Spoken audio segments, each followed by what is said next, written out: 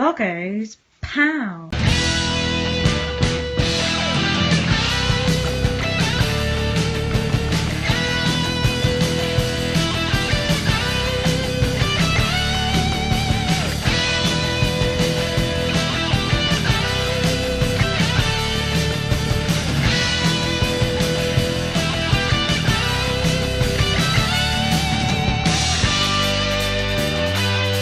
Right, let's take a look at the Kuuga series of games from Data East.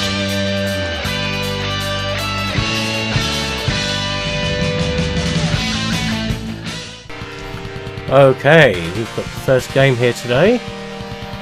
Out of this series, this is Operation Code Vapor Trail. So, let's get started. So you've got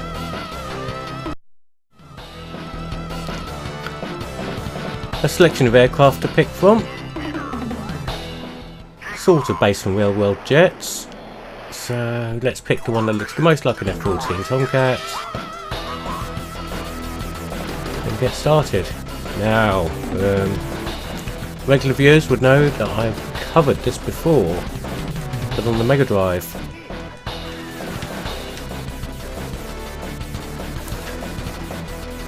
And you'll also know that it's not particularly original game. It's a fairly standard upward scrolling shooter, but one with a really cool graphical style and some really good music. Ah, I'm dead already. Shit. I was going to say, yeah, you can roll to get out of trouble, but then I died. You know, as I will do from time to time. I'm going to get that power up, because that's important. There we go. Yes, the power up system. So you've got the roll on the second button, and if you've collected this supercharger, pressing the second button at this point will detonate it like a smart bomb. So it is best to use it absolutely sparingly.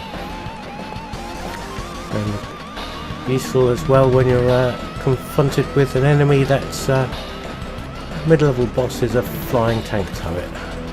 Just plug it off. Now, one thing you will notice, music, while it is excellent, is speeding up and slowing down on main.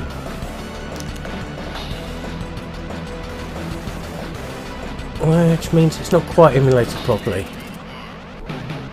And you're probably asking why I know that. Well, it didn't do it in the arcades. I used to play the arcade game quite a bit.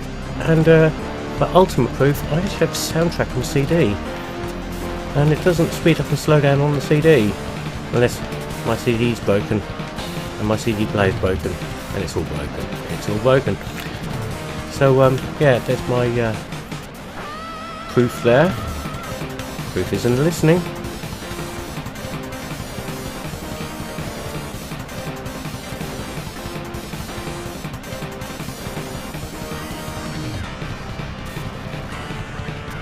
Data East really did do some really great design work on their sprites back in the day.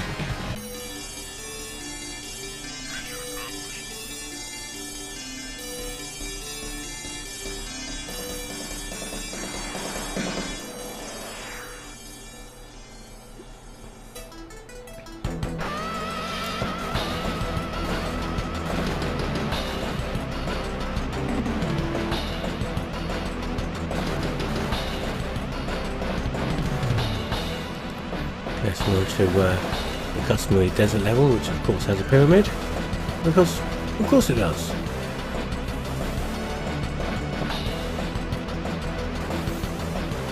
So there we have the first game in the series. It is by the numbers up the scrolling shooting up. It's no great shakes, but it does, as I said before, have some really nice graphics and some really nice music, albeit only one main track and a boss track, but that's a couple of other different tracks during the game. But really good stuff. 2 players, so pick up a friend. As I mentioned earlier, it is on the Mega Drive. I don't think there are any other conversions that I'm aware of. If there is, please comment below.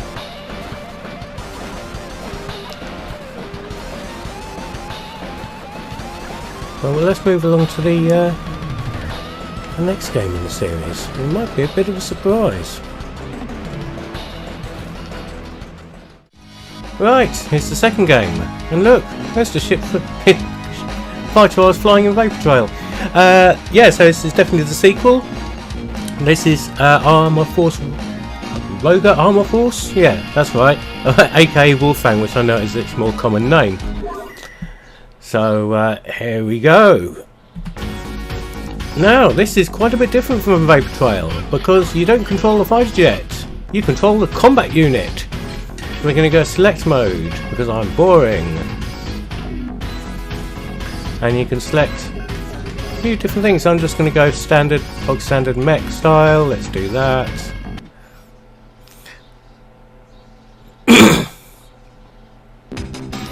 More familiar looking planes. Really great sprite work as well.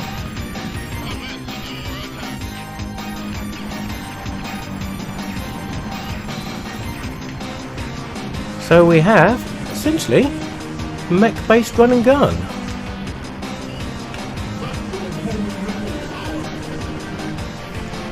And you've got a jump button, a fire button, and then your weapon button, which at the top you can see that charge meter going up and down. That's your special weapon, which in my case is a homing missile shot. Power up!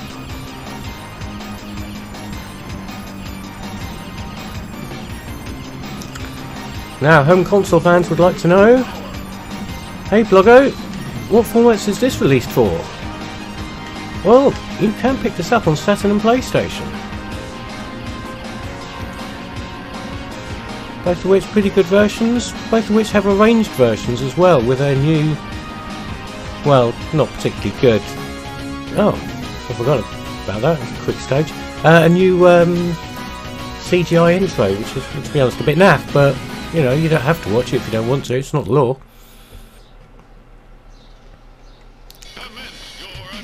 Commence your attack indeed.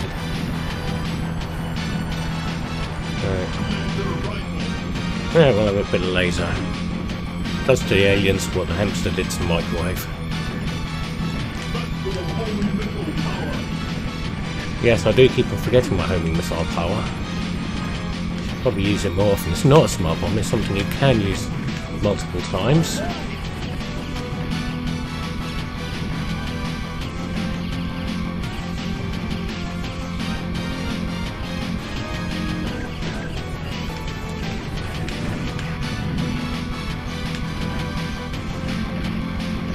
Now you do only get one life, so you can see my energy bar there at the top, slowly depleting as I completely fail to shoot everything. But what's interesting is when you do deplete your energy bar, you actually get out of your mech and you fly along in a little guy with a jetpack. Power up! Yes, I know I've got the homing missile power. I do keep on forgetting it though, so thanks for the reminder. Alright, Michael Barrymore.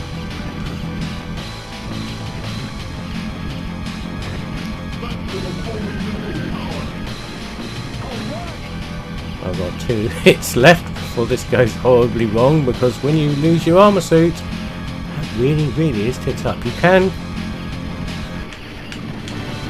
pick it up again by picking up bits.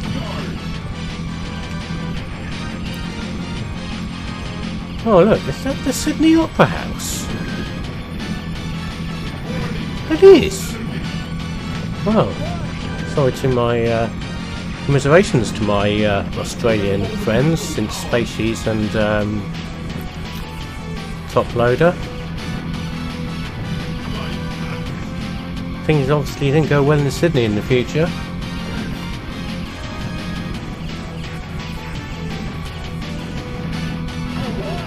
Oh, different Vulcan again. I don't think I wanted that. Well, it's good for stuff, I suppose. Let's try one of the other weapons. Let's have a grenade launcher. Oh, a nice big blast radius is there. I think there's a boss coming!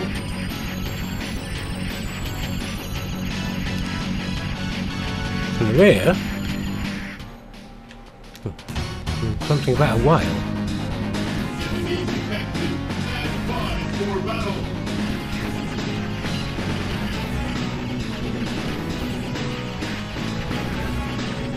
Doesn't seem too bad so far.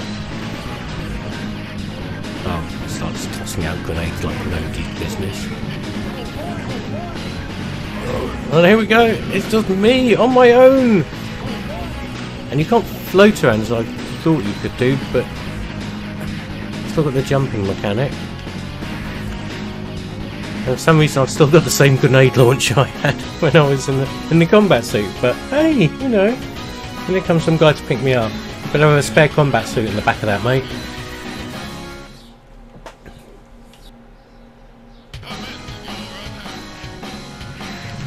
Luckily he did, but he didn't fill it up with health.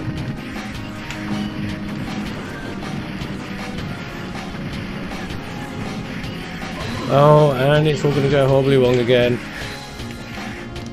The grenade launcher I'm not recommending. It has a very, very slow fire rate, which has resulted in my death.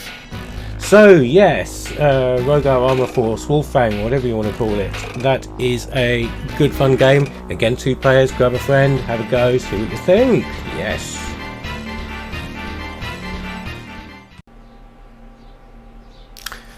Right, here's the last of the series. This is Skullfang.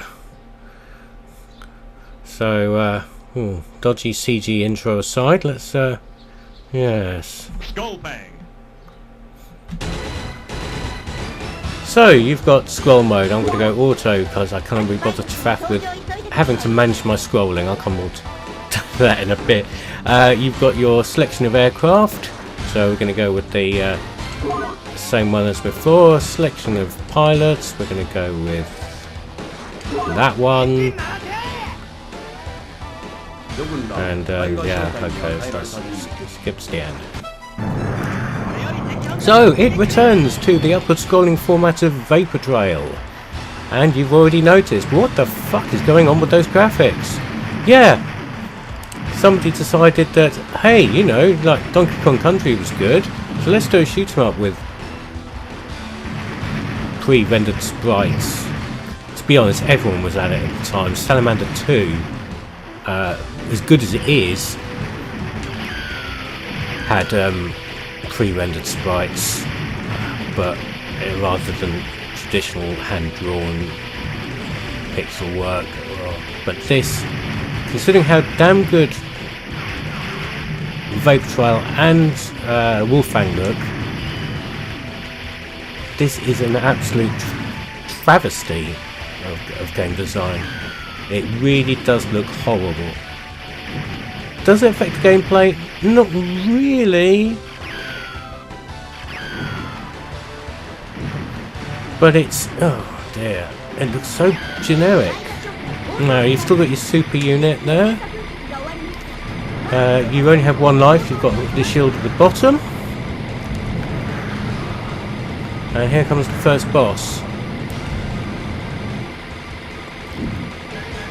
Which is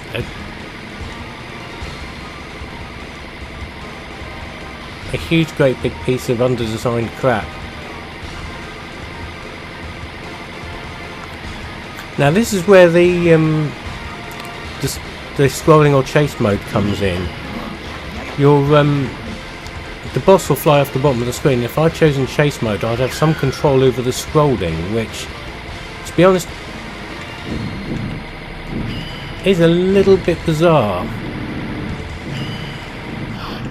Yeah, let's nuke it by doing that. And there goes the first boss in a pixelated breakup of hideous proportions. You may have picked up on the fact I'm a little bit disappointed about this as a whole. Yeah, I am.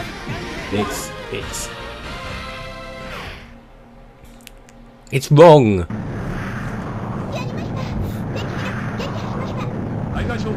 Yes, shut up.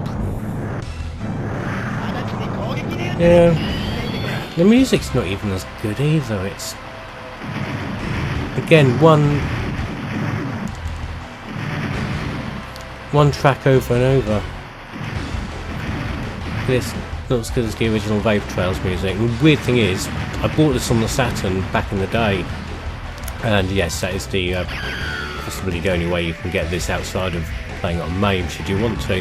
But the Saturn version, I was really big into my game soundtracks, so I would listen to Redbook audio on my CD player, and there is an arranged version of the Vaportown music on the Saturn version, which led me to believe, you know, obviously before the internet had game FAQs and things like that, that if I played Skullfang enough on the Saturn it would unlock Vapor Trail. Yeah, it didn't happen. So I've played far too much of this game for it to actually be healthy. Because it's not very good, is it? It does look absolutely dreadful.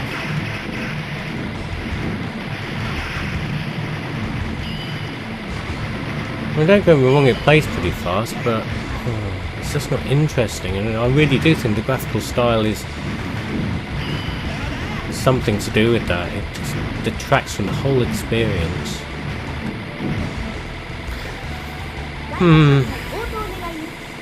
Not one to recommend. Oh goody, another boss. Well, I've had enough of this already.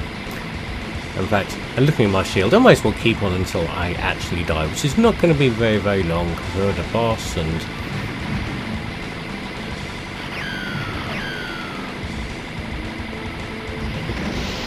there we go. Bye.